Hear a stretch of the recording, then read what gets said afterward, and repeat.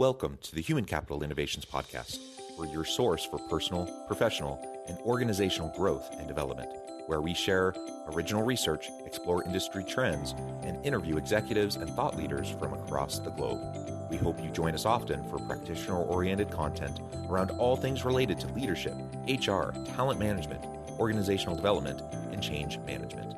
Maximize your personal and organizational potential with Human Capital Innovations Podcast.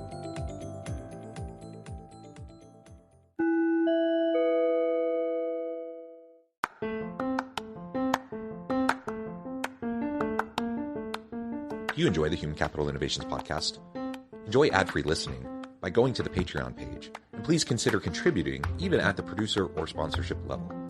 And please leave a review. Thank you for your support.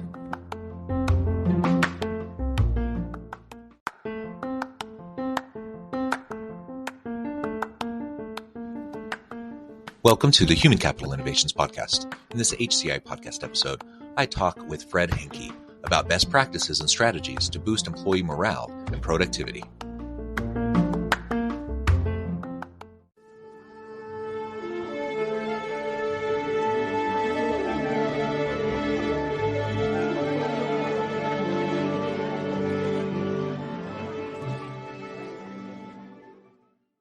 Fred Hencke, welcome to the Human Capital Innovations Podcast.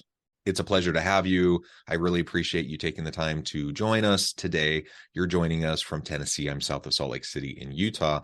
And today we're going to be talking about best practices and strategies to boost employee morale and productivity.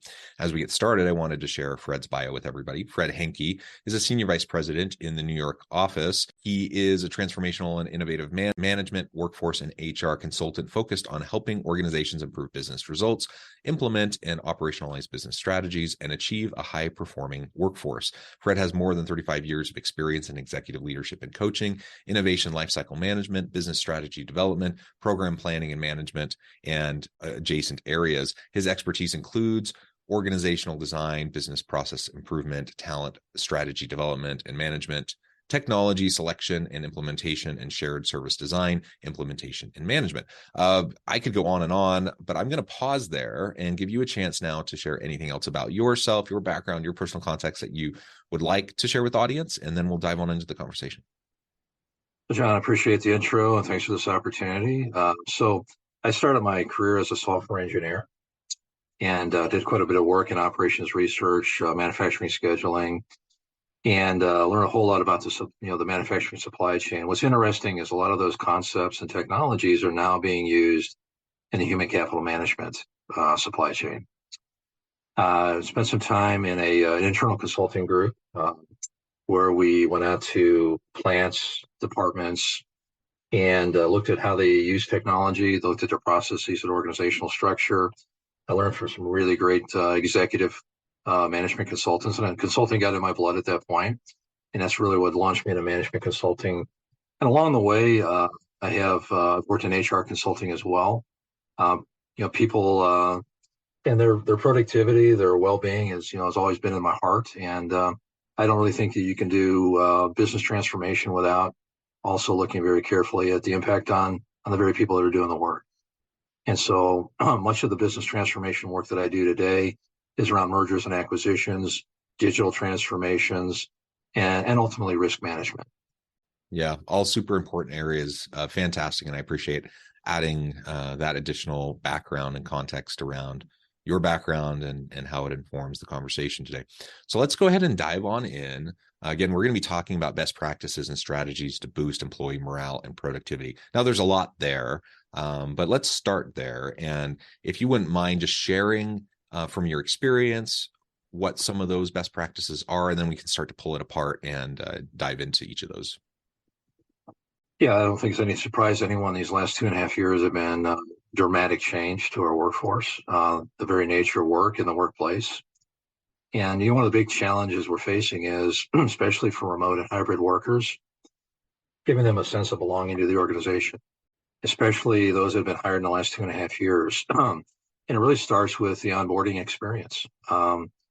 It's the first important step to making the connections for that new hire, new connections within your organization. And ultimately, people want to be heard and understood. And it's really challenging to do that in a remote environment. It requires a combination of active and empathetic listening skills. And, managers, some were challenged when the people were all on site. When people went remote, it became really challenging for some. And so one of the things that I'm noticing is, especially for new managers and new leaders, developing those listening skills. Very, very important.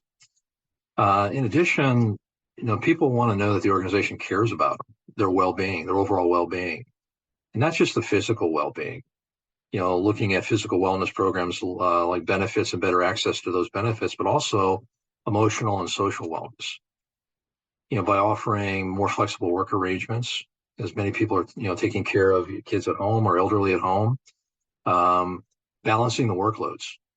It's easy when people are kind of remote to kind of lose sense for what are people actually working on.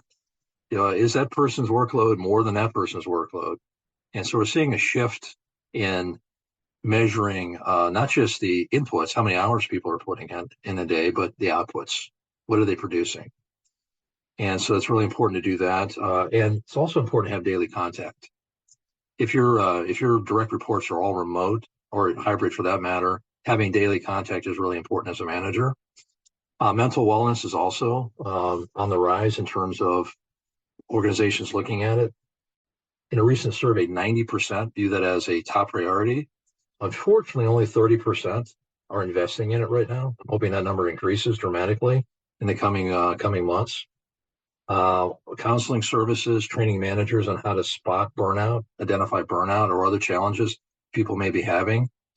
And then finally, financial wellness. These last 2.5 years have been really, really challenging financially for many. The organizations are building crisis funds.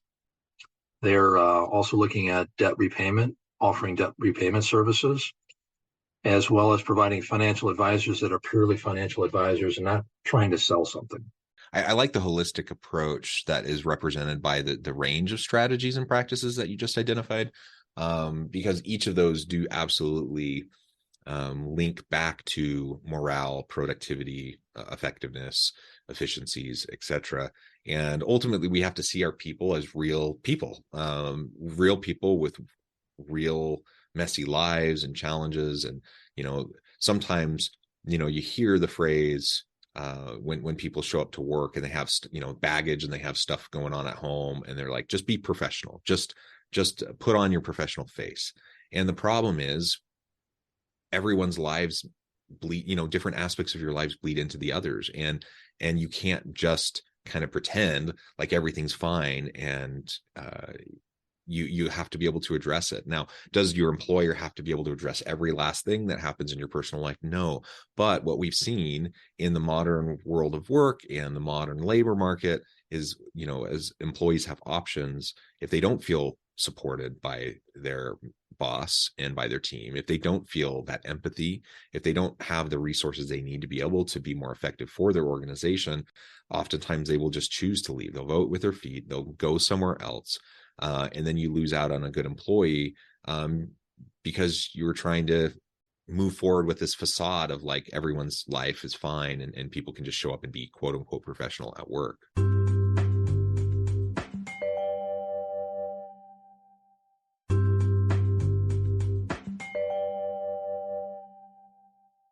Yeah, and we're still in a bit of a seller's market in the labor market. And I think that'll shift at some point. But right now, severe labor and skill shortages. And an organization that I'm working with, and I'm seeing this in other organizations as well, they've really ramped up their whole stay interview process. And they're training their managers on how to conduct these stay interviews 60 days after hire, 6 months after hire, then annually after that. And they're training their managers how to ask, what questions to ask and how to ask those questions, such as, what does a good day look like for you? When are you at your best? And where could you add even more value in the organization? So it's really kind of addressing not only what might they need to be even more effective in a role, especially if they're working remote or hybrid, But what are their ideas? What are their creative ideas on how to improve? And again, people just want to be heard and understood. And part of being heard is also hearing their ideas, and doing something with them. Doing something with them is a key point, because a lot of times organizations will have some sort of mechanism in place for people to share, to share the challenges they're facing or their ideas or whatever. But more often than not, even if those mechanisms exist, there's never much evidence that anything really happens with what's been shared. And that, of course, only ends up eroding trust and eroding morale, and frustrates people. So absolutely, you got to do both. You have to listen intently with empathy. You also have to be ready and able to act in reasonable ways based on the input you're getting from your people. And in this particular instance, as we're describing, trying to understand better where people are coming from when you're doing stay interviews, ultimately, they're signaling to you what will help them be happy and fulfilled in their work, or what will drive them to leave. and I don't know what better feedback you could get from your people in real time, to make adjustments. And so we have to be committed to be able to make reasonable changes. Now, of course, we can't upend everything. We do have constraints. There are systems in place that we can't always get around, but within reason, as we try to be creative and work the problem and find solutions, our people will see that effort and they'll appreciate it, even if they can't get everything that they want. Well, one of the organizations that I work with has developed an onboarding SWAT team. That's their sole purpose, is improving the employee experience during the onboarding process and after. And one of the things that I've discovered along the way is not every manager is good at doing stay interviews.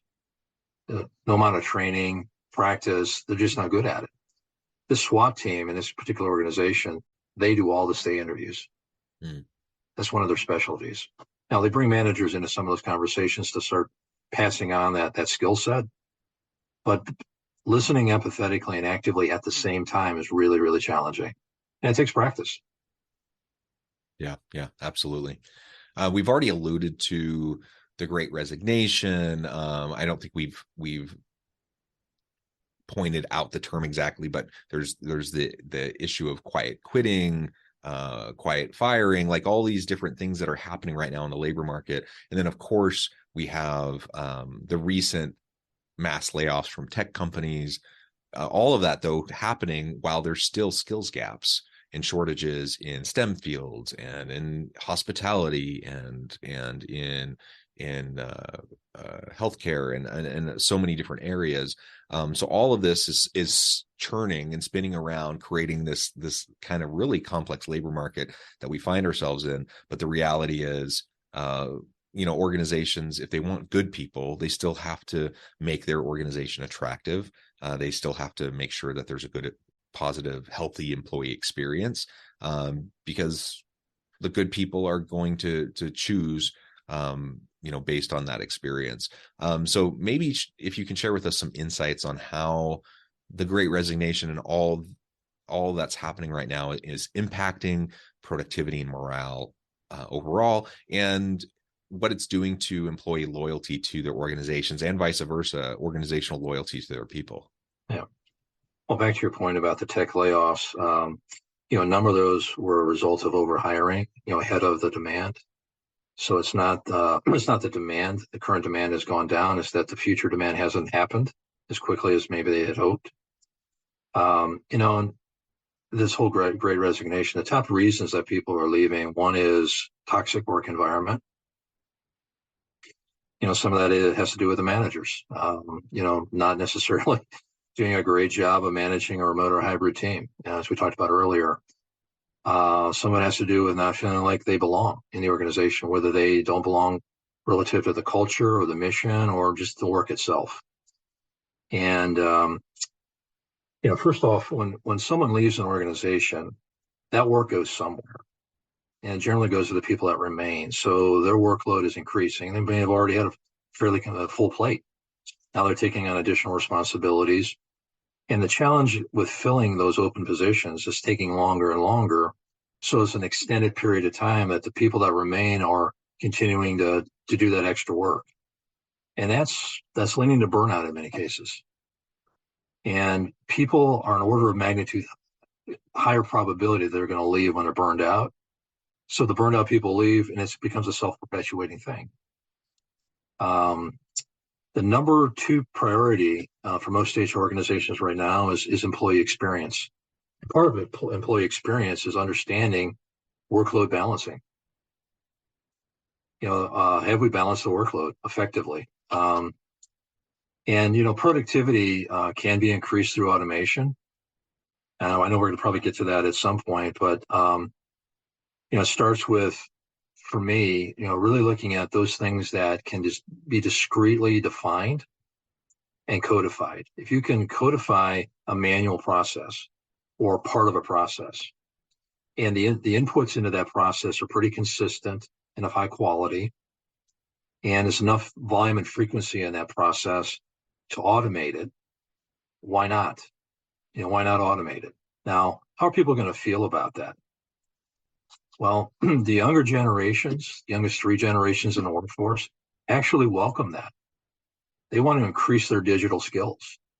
And by interacting with automation, even if they have to do manual steps around it, they're learning those technologies. They don't want their skills to stagnate. In fact, 55% of millennials will leave their current job over that. Which is a startling number, but it's the reality. So we have to pay attention to that. And I know, I hear from leaders, and sometimes they'll voice concerns about younger generations of workers and how it's different than their generation, and they find it frustrating. I'm like, you don't have to agree with it. You don't have to have that preference yourself. But the reality is younger workers have choice, and they get to decide where they're going to work and how they're going to work. And so you can be unhappy with it all you want, but if you want good young workers to come work for your organization, you're going to have to find a way to attract them and to retain them. And so you better listen to them and what their needs are. Well, I want to come back to onboarding again. So the first 90 days, people are deciding.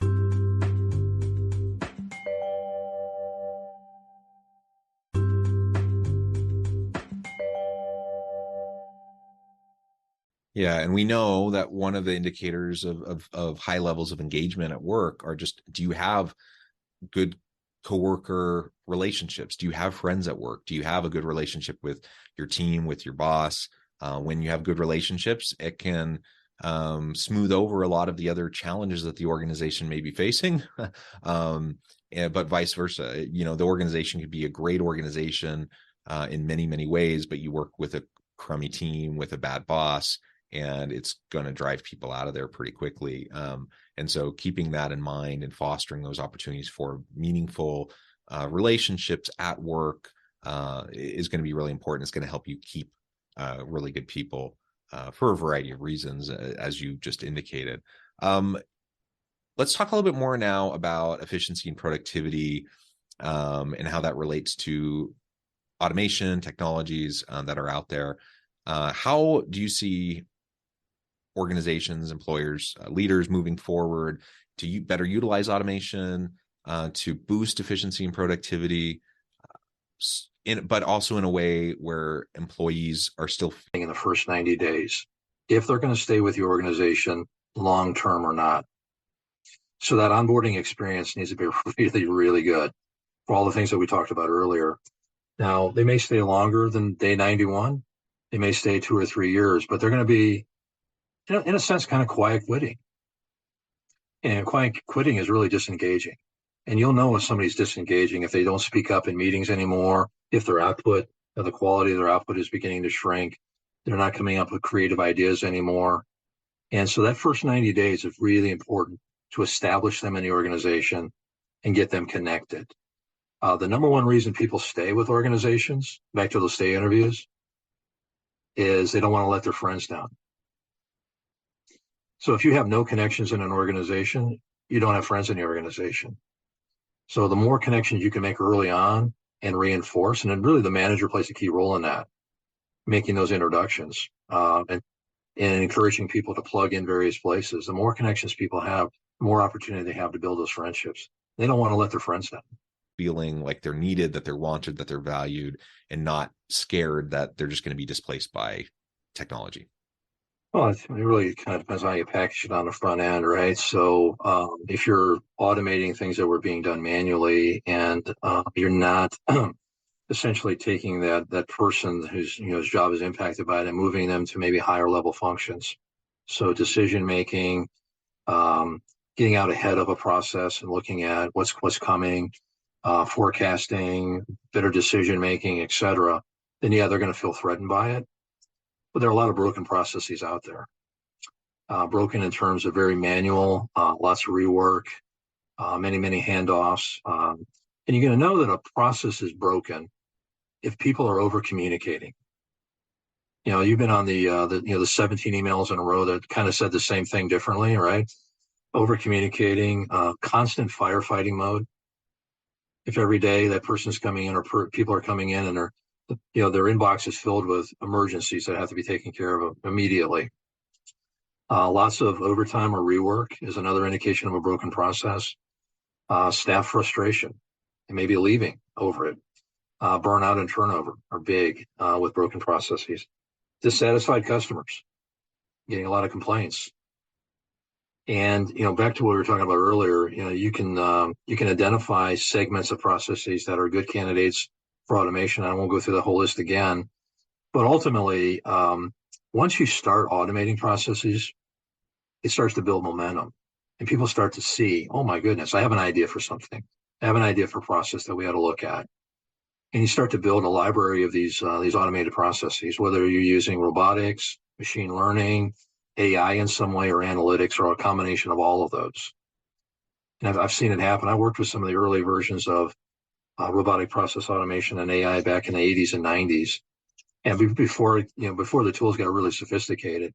I know firsthand what it can do. I mean, we took a scheduling process that took 20 hours in the manufacturing world down to 2 hours by using those technologies. Now, the 25 people that were doing scheduling at the time, they all had a job after we automated. What we did is we took 3 or 4 of them and said, you're going to do the daily scheduling.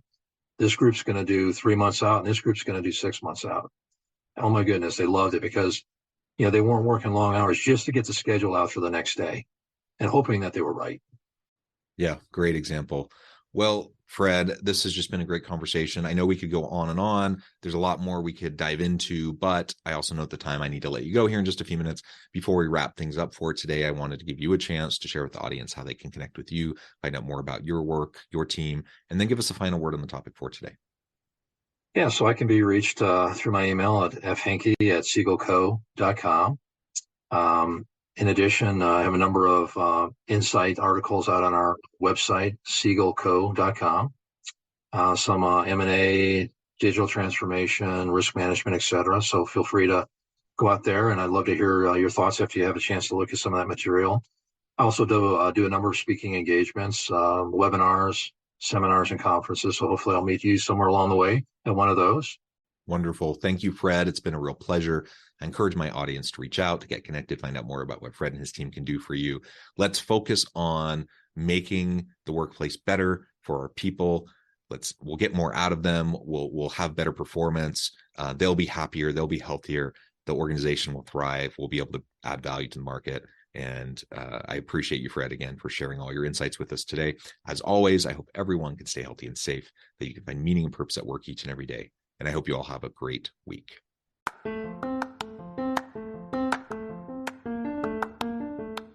If you enjoy the Human Capital Innovations Podcast, enjoy ad-free listening by going to the Patreon page. And please consider contributing even at the producer or sponsorship level. And please leave a review. Thank you for your support.